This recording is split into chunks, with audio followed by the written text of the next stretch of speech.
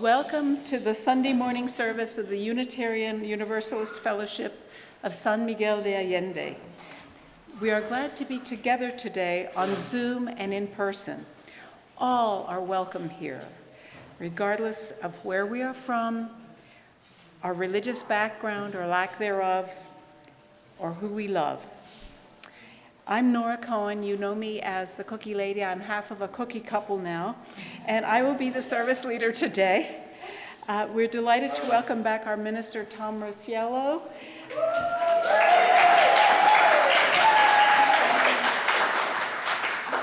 He's returning in person after his summer in New England, and he'll also lead the service next week. After the service, those on Zoom are invited to stay connected with and visit others in the main room for discussion. Those who are with us at the Allende can join us for coffee and cookies. And I want to shout out a thanks to Louisa Fields for making wonderful muffins last week, and Margot Johnson and Hillary Torolla, who brought more goodies, and we need more sign-ups. Do we have any visitors today? I didn't get any cards. Is there anybody new who's willing to stand and let us see you so we can greet you at the coffee hour? No new people today. Okay. And if we have any visitors on Zoom, please type your name in the chat box and where you are from so we can greet you later. We do record the Sunday services in person. We do record our Sunday in-person services. Just go to the website UUFSMA.org and click on services at the top, then previous services.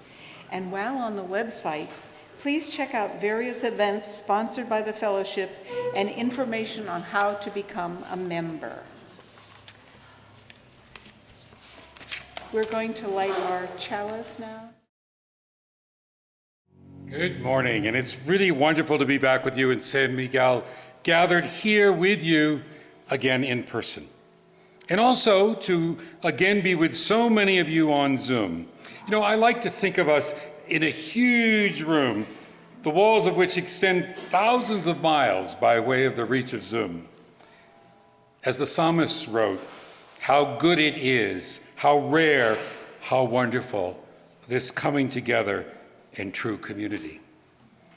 As we do each week, we make this our sacred time. We mark it as separate from other time by lighting a flame in our chalice. The flaming chalice is a symbol of our faith tradition, a reminder of the principles and values that serve as our guiding light. Our Unitarian Universalist tradition allows us to draw on the wisdom of many world religions, certainly among them Judaism. Today, in the midst of the Jewish high holidays or days of awe, we will explore what those holidays have to teach us. This morning, we light our chalice with words from the Jewish tradition. In darkness, we light a candle of hope. In pain, we light a candle of forgiveness. In loneliness, we light a candle of warmth. In wonder, we light a candle of praise. May this flame that we've now kindled warm us with the love of community, guide us on the path of right relationship. May it burn brightly as a beacon of welcome for all who seek a spiritual home with us. And may it ignite in us a passion for justice. With all our blessings and all our struggles, all our successes and all our failures, we embrace each other, uniting in a circle of love and caring, of sharing and mutual support. And just as our ancient Jewish forebears did when they came together, we do so in song.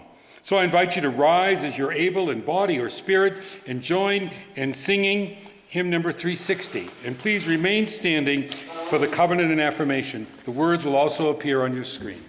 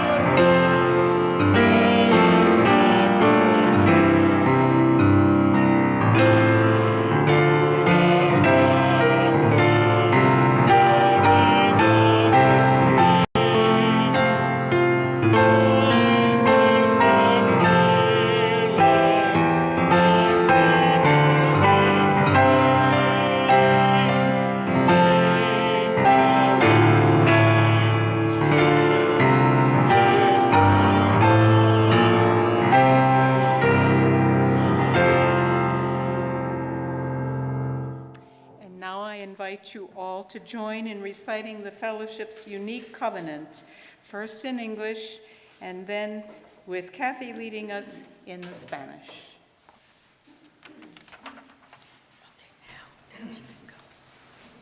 We respect the interdependent web of life and work for a just and peaceful world. We encourage the search for truth and meaning, strive for compassion in our relationships, and seek values that benefit our lives and the lives of others. This is our covenant. Respetamos todos los estilos de vida dentro de su red interdependiente y trabajamos por un mundo justo y pacífico. Alentamos la búsqueda de la verdad y la comprensión total. Nos esforzamos por mantener compasión en nuestras relaciones y buscamos valores que beneficien nuestras vidas y las vidas de los demás. Este es nuestro convenio.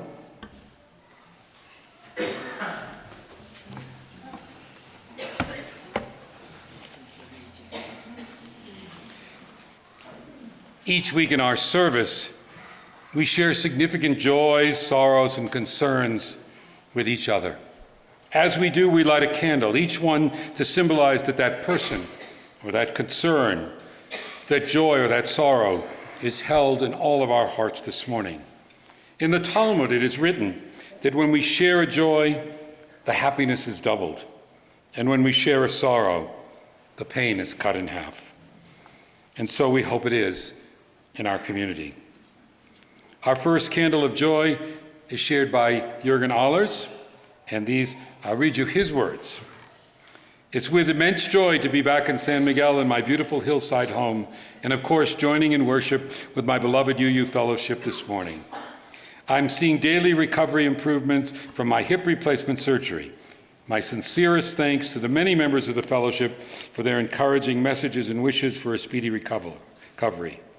A very special shout out of gratitude to two people in particular, to Ann Geyer, who endured my prolonged stay in Houston at doctor's orders, sacrificing her bedroom for nights on her living room couch and putting up with my idiosyncrasies during this prolonged stay.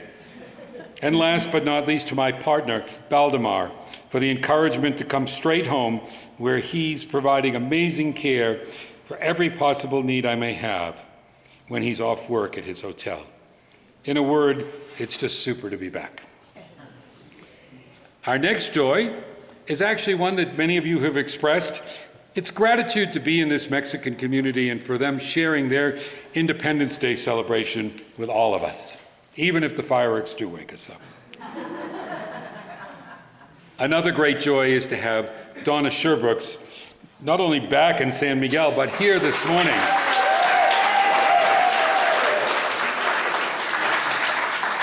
She will have to return for medical treatment to the States, but it's just wonderful to have her here as we can. And she brings warm greetings from the Transylvania County UU Women's Group in Brevard, North Carolina. So we'll light another candle for that greeting as well. This really is a joy. Unfortunately, Betsy Davis took a fall this week, but the joy is she didn't break any bones, and she's being well taken care of by Jim, and I think she's with us on Zoom this morning. So we're just going to send her a lot of healing thoughts. Our first concern is from Kirsten, and I'm going to put it in my words. Kirsten and her family have been struggling with health issues and with economic issues. And we try to do what we can. She's tried to sell her life work, which is for sale, but they're experiencing financial stress as well. And we're trying to help them, some with the Minister's Discretionary Fund. They need, they're suffering for the right food and rent and all of those sort of things. So I just want you all to be aware. Kirsten's with us this morning. She's asked me to share with that. And if there's a way that you see in your heart to give her a little encouragement and a little love, that would be well felt, well done. Okay.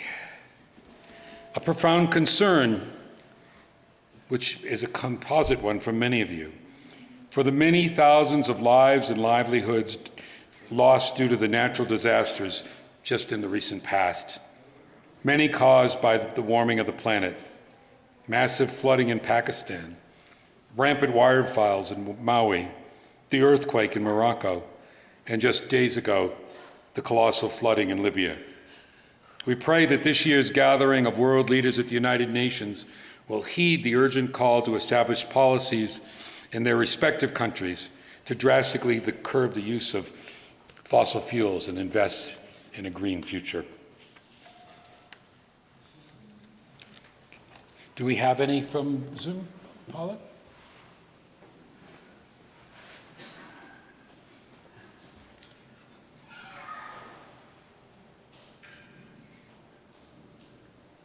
Just the Shana Tova. Okay. I think we're set. We'd light our usual candle for the people who suffer because of the war in Ukraine. And a final candle for all those joys, sorrows, and concerns in our hearts, but not spoken this morning.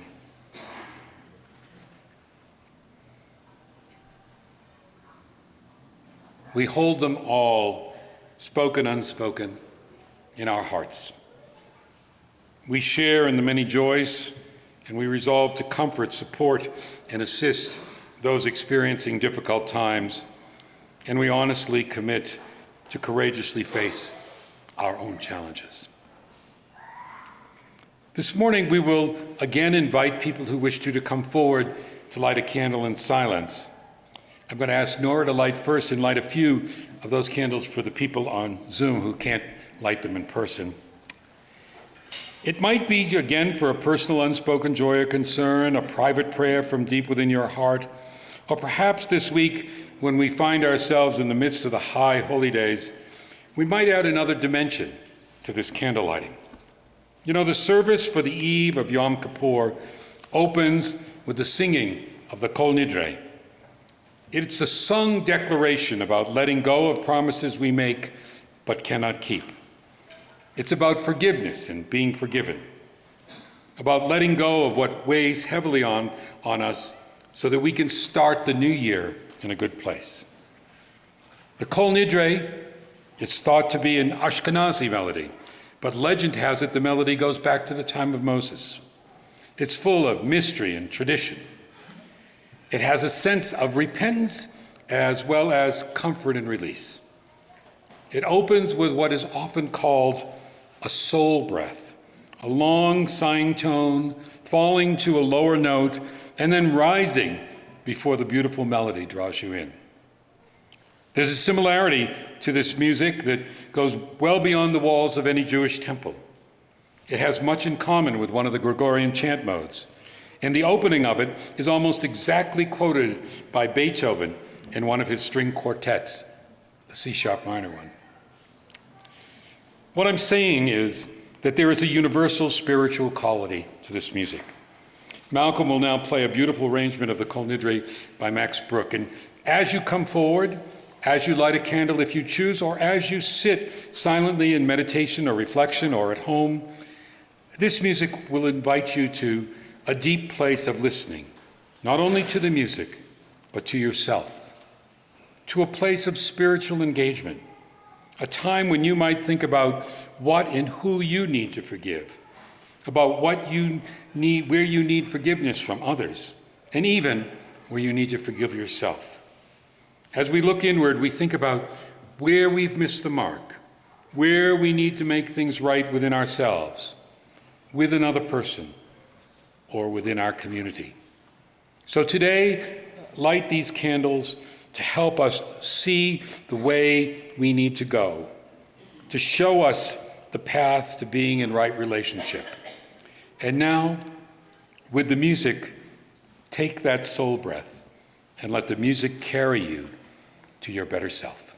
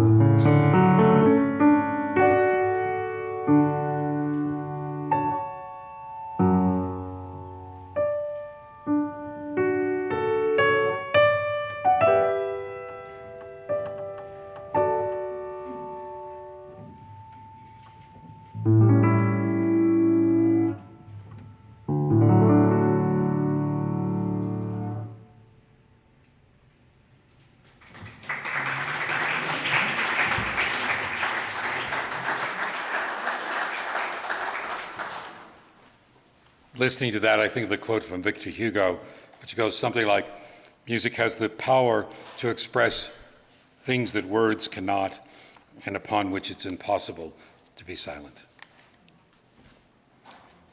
Well, when I was back in New England this summer, I had an opportunity to preach at a couple of churches.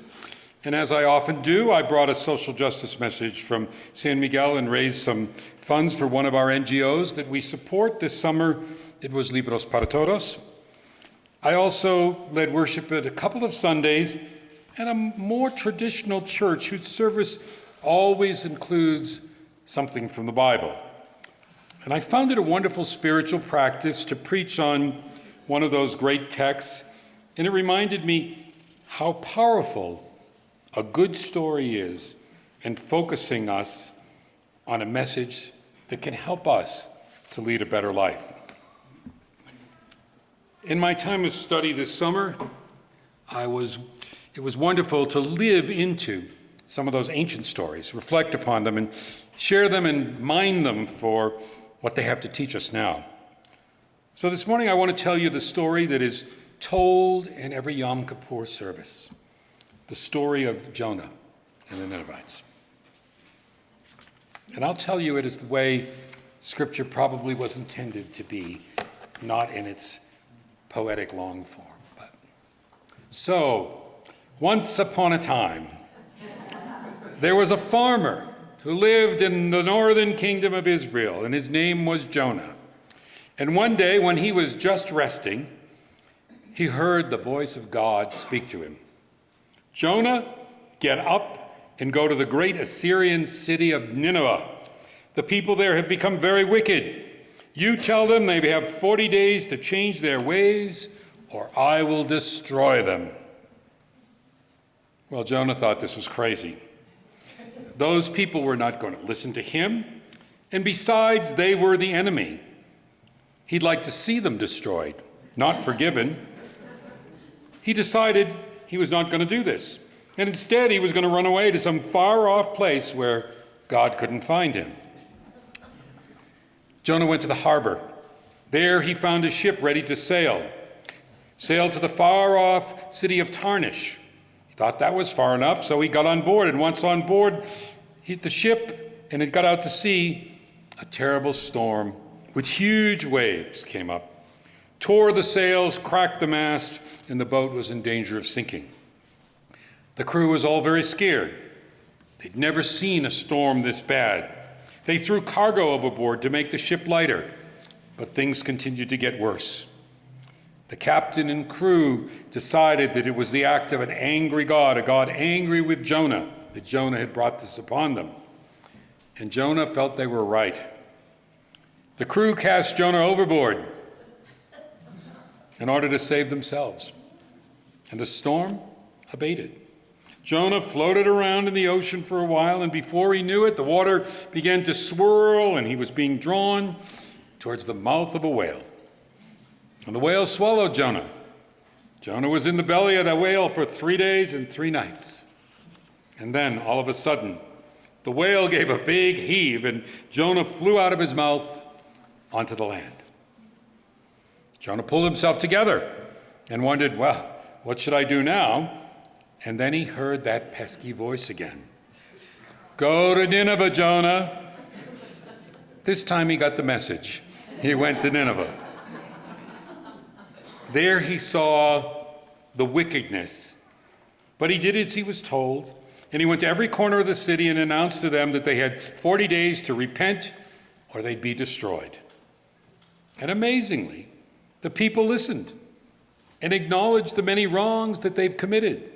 They fasted and repented and asked for forgiveness and changed their ways. God forgave them and didn't destroy the city. And everyone celebrated except Jonah. He was angry and left the city and sat on a rock in the sun to pout. It wasn't fair. They should have been destroyed. They deserved it, Jonah thought. His anger was consuming him, and he just wanted to die. He just continued to be angry and sit in the hot sun, hoping it would just destroy him. But one morning, Jonah woke up to find that a beautiful tree had grown up, which gave him shade. Jonah sat under the tree and enjoyed the shade. But the next day when he woke up, a giant worm had eaten all the leaves and killed the tree. So right away, Jonah called to God, God, why did you send that worm to eat the tree? I feel sorry for the tree, and I'm angry that you killed it. And here's what God said. Jonah, you didn't plant the tree. You didn't care for it. You know, I watched over the people of Nineveh for a long time, and they were slow to learn right from wrong.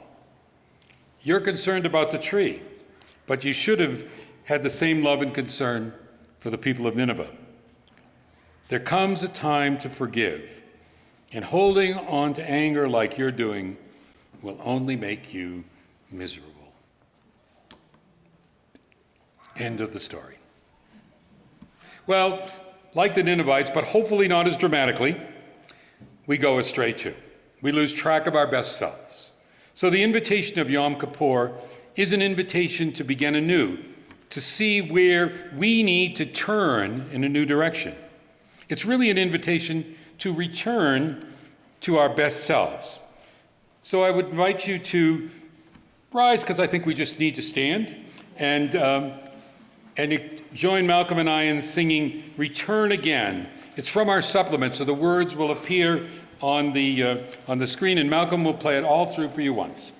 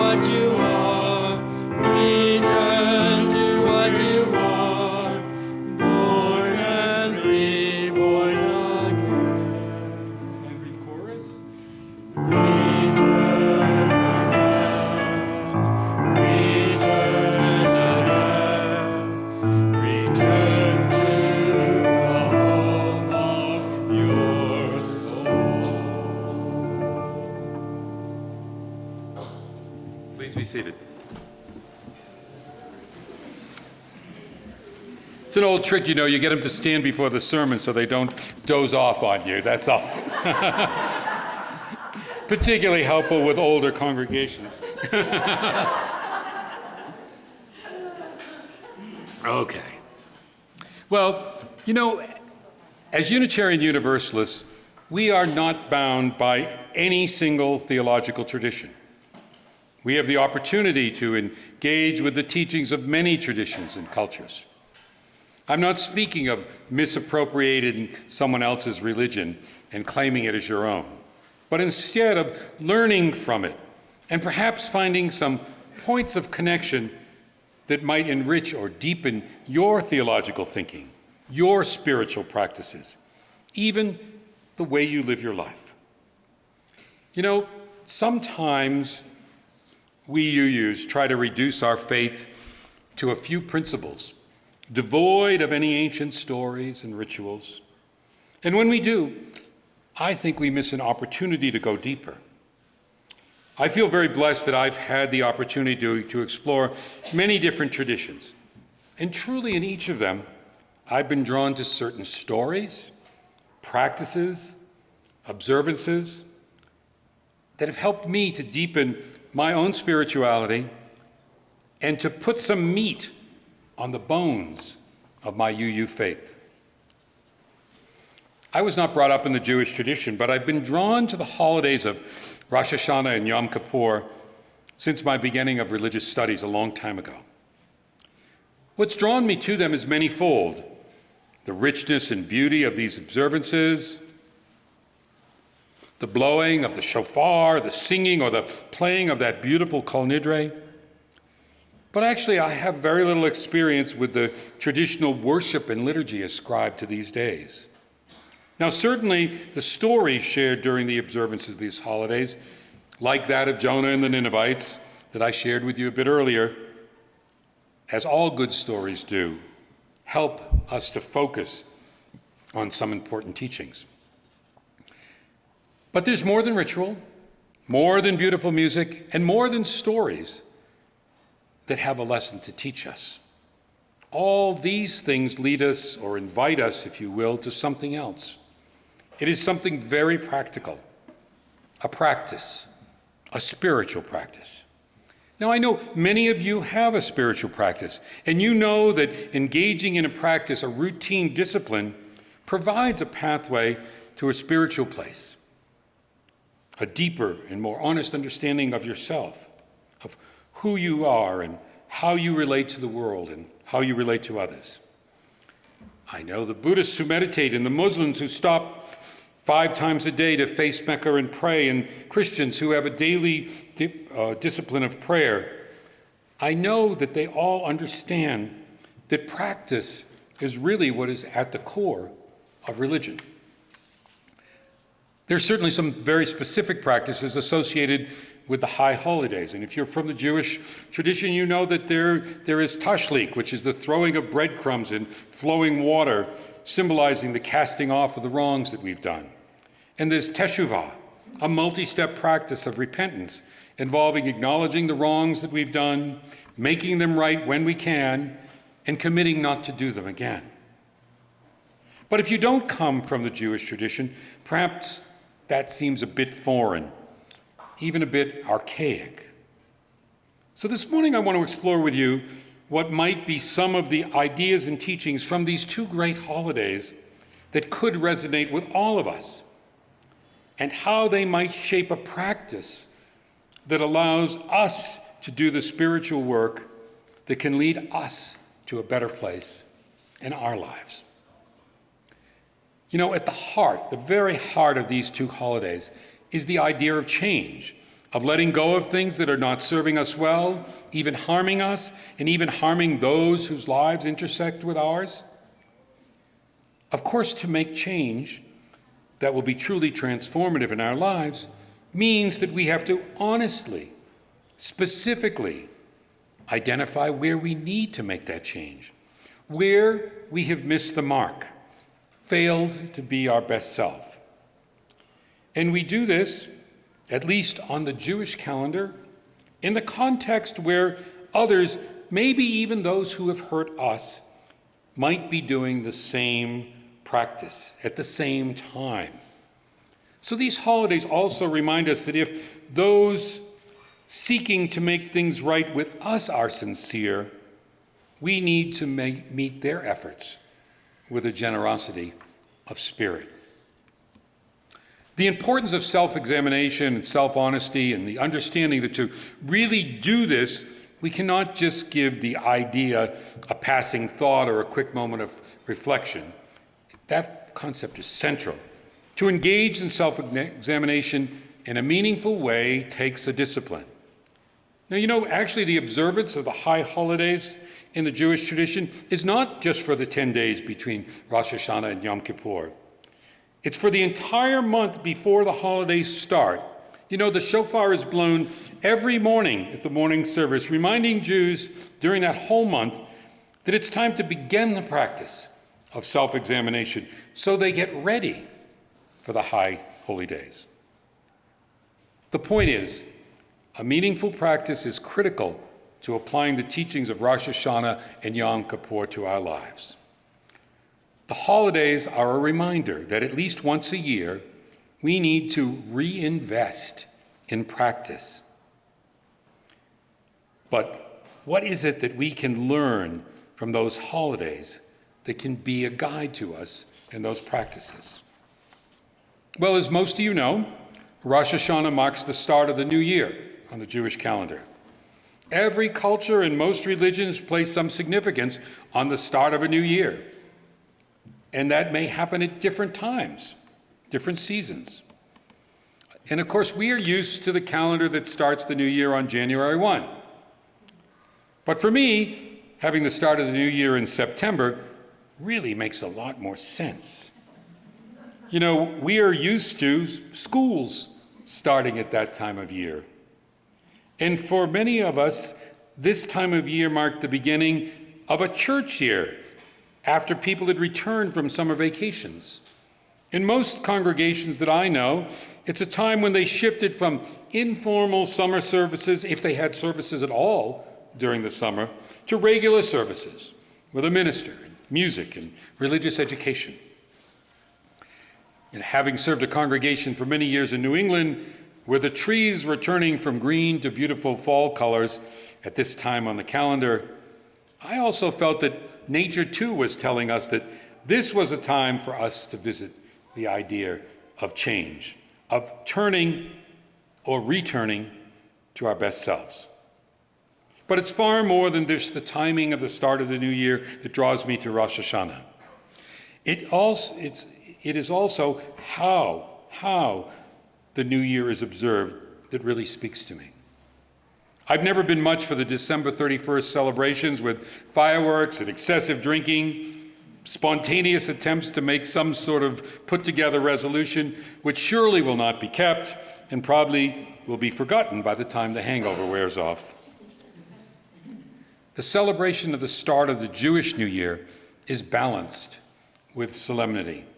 Feasting is balanced with fasting. There is an embrace of the practice of prayer and reflection and self-examination and connection to inspiration for change.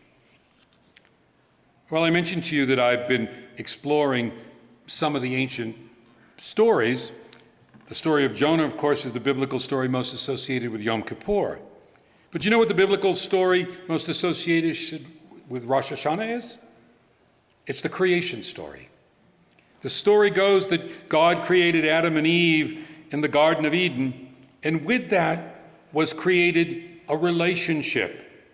Promises were made, broken, advice not followed. So often, like our own relationships, this relationship had its problems. But it was not abandoned.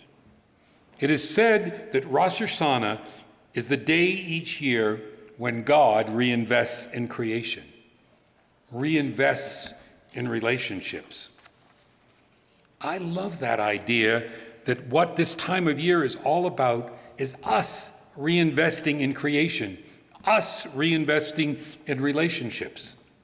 You know, my mind kind of swirls with ideas of what reinvesting in creation could mean on so many levels, whether it's with our planet, our community, our family, our friends. It acknowledges that we, and I guess even God, fall out of right relationship, and we need to reinvest.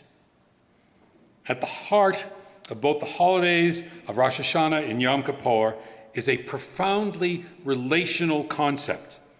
The holidays are all about coming to terms with the brokenness of relationship and restoring relationships. At the center of these relationships are promises expressed or implied by society about how we will treat each other, about how we will be as a person, about how we will live our lives. Time and again, we'll neglect relationships. We'll get it wrong. We'll do things that cause us and others pain. But the story doesn't end there. Especially at the high holidays, we're reminded that we can correct it. We can return to right relationship. We can restore relationships. We can change the direction of our lives. We can re-embrace our values and perhaps engage with what might be the greatest theological concept of all. We can forgive and we can be forgiven. We can return to our best selves. These promises I'm referring to are not ordinary, insignificant promises that we make and break, but they are foundational ones. From the theological perspective, we would call them covenants.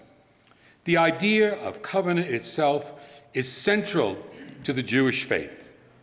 There are many covenants in Judaism. You're probably familiar with maybe the most famous, the Abrahamic covenant, the agreement with God and Abraham that he'd be with them and they would reach the promised land. But there's an earlier covenant. Sometimes it's called the Adamic covenant. And it's the focus of Rosh Hashanah. It's the covenant with God where humans are given stewardship of the earth, and both justice and forgiveness, hand in hand, are established.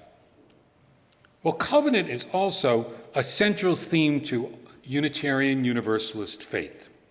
And not just the specific covenant that we write and adopt and recite each week as you did today, but the broader idea of covenant.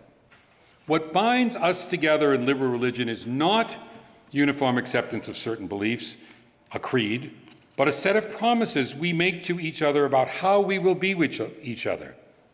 What we're talking about is relationship. This is a relational faith.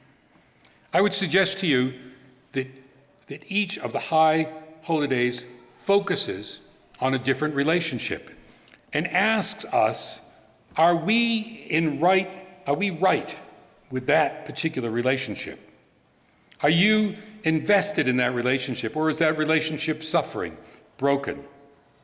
Do you need to reinvest in that relationship? Do you need to change in order to restore it? Now, I'm going to put labels on these relationships, and I'm going to call them vertical and horizontal.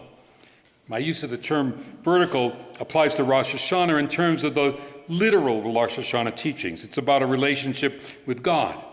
But you may not believe in a God, or at least not a God on high as described in the ancient scriptures, but it doesn't matter. If you prefer, you could label it inward and outward instead of vertical and horizontal. But I'm going to use the vertical horizontal because they fit better with the traditional High Holy Days teachings.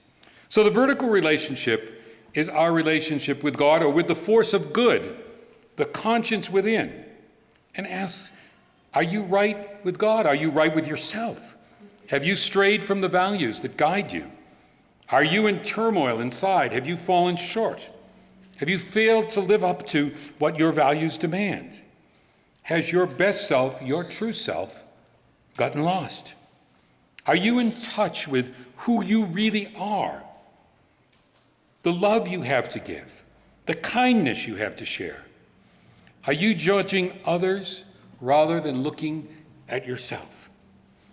Is it time, as the chant we just sang a few minutes ago instructs us, return to who we are, to what we are, to again and again return to the home of our soul? To be right with God, if you allow me those words, is to know the inner peace of being in right relationship with your true self. Yom Kippur, on the other hand, I think focuses on the horizontal plane, horizontal relationships, our outward relationships with other people. Human relationships, even with just two people, are so complex and require work to maintain them. But with multiple people and groups of people and communities and congregations, the opportunity not to get it right, to miss the mark, is overwhelming. Yom Kippur asks us to examine where we have intentionally or unintentionally acted badly, spoken unkindly, hurt other people, wronged other people, where we have fallen out of right relationship with others, where we have acted in ways contrary to our covenant, even perhaps when we thought our actions were justified. Being right is never a substitute for being in right relationship. The good news of Yom Kippur is that although it's not easy, no matter how far we've strayed, we can still change directions. Well, there you have it. I see the high holidays as a call to all of us to work on and to reinvest in our relationships with our true self, vertically, and with others, horizontally. It's an opportunity to make things right inside and out, vertically and horizontally, if you will. If today, we were in a temple or in a Jewish community, the greeting that would likely be exchanged is, may your name be inscribed in the book of life. Well, on a literal level, that expression means, does God have your name among the saved who will enjoy eternal bliss? The book of life is said to be open for this period of the high holidays, for people to make right where they've gone wrong, so that they might be worthy of that inscription. But I like to think of that greeting in a different way, a purely mortal way. May your name be on the list of people who have lived, who are living well, fully, generously, honestly, with integrity and right relationship with their true self and with others. We all need to acknowledge that at times we fall short of that standard.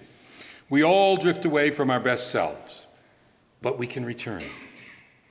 The metaphorical book of life, my book of life, if you will, is open for all of us right now and stays open all year. So let me leave you with an invitation for this week or any time into the future, that in your own way, your UU way, join with those of the Jewish faith to engage in a practice of self-evaluation and identify where you need to make something right, where you need to change or need to reinvest yourself in a relationship and reconnect to the best part of yourself, and stay with it until you find yourself in that place of right relationship. I think making the effort, reinvesting again and again in our inner spiritual well-being and in our relationship to others, living by and into our covenant, is surely what inscribes our names in the book of life. May it be so for all of us.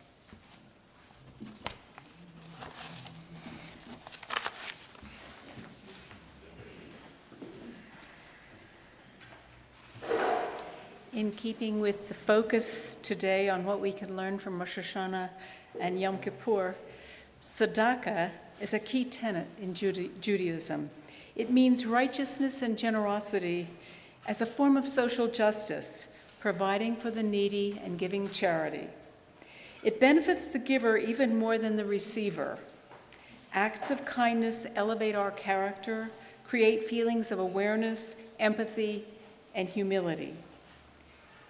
Generosity is a state of the heart, not of one's wallet. When we give to others, we access the infinite power of the soul to reach beyond our own limited self and enter the worlds of other human beings. Generosity brings a sense of fulfillment and happiness. When we give, we receive more than we give. We receive the gift of sensitivity, priceless and infinite, and we can share it with the rest of the world. Words of Rabbi Michael Guerrero. Our offering goes to support the work of the fellowship, for our community, and for our work in the larger world. Please give generously. The offering will now be collected. Thank you, Marianne.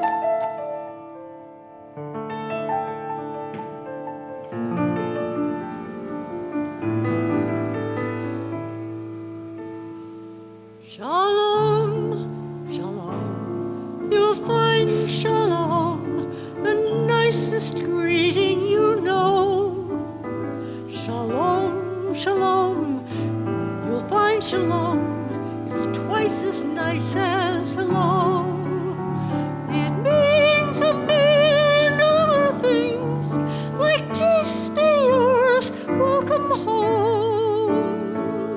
And even when you say goodbye, if your voice has, I don't want to go in it, say shalom. And you'll find you'll go wrong with it and say goodbye with shalom.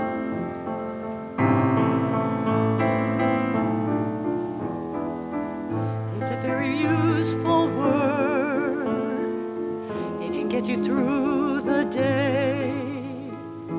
All you really need to know is you can hardly go wrong. You're bilingual as long as you say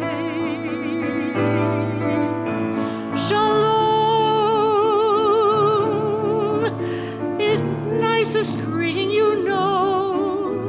It means bonjour, salut, and skol, and twice as much as hello. It means a million lovely things, like peace be world's welcome home. And even when you say goodbye, if your voice says, I don't want to go in it, say goodbye with a little hello in it, and say goodbye with shalom.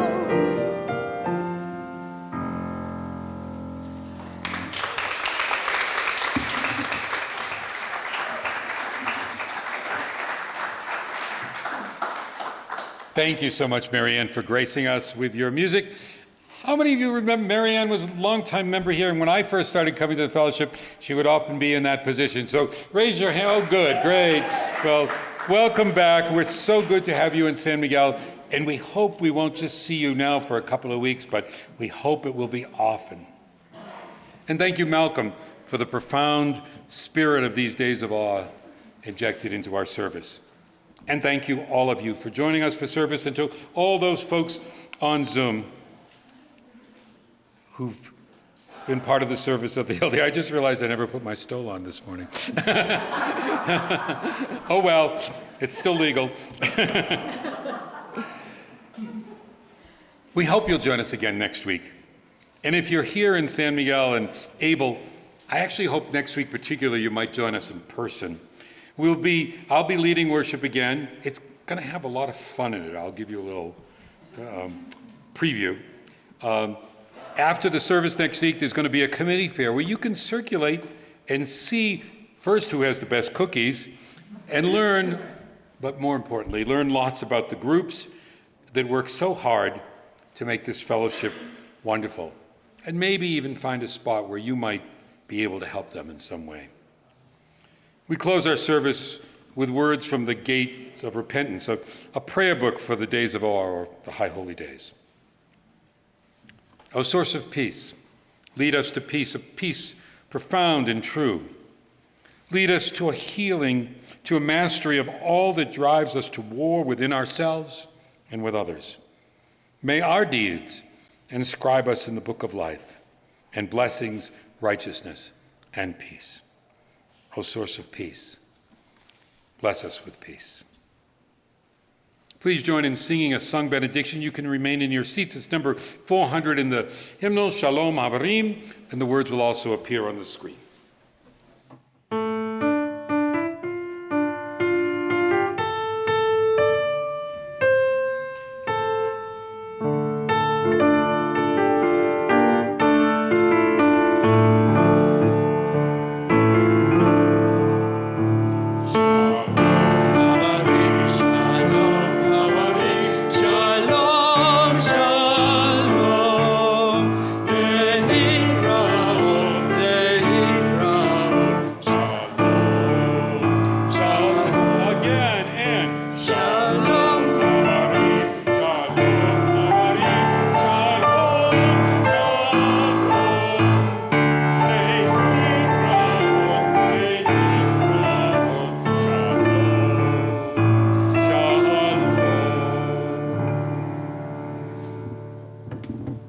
We now extinguish the flame we lit at the beginning of our service, but not the light, not the warmth.